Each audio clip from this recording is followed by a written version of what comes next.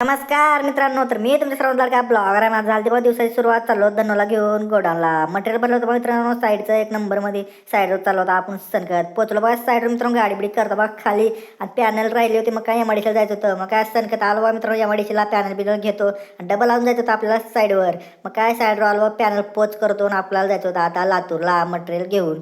मग काय मित्रांनो मस्त मग इथं पार्सल बिर्सल घेता गाडी पण भरली होती बघा लातूरसाठी निघता बघा. आता सनकत एक नंबरमध्ये काटाला गाडी बेंबच्या पुढे आलता एक नंबरमध्ये.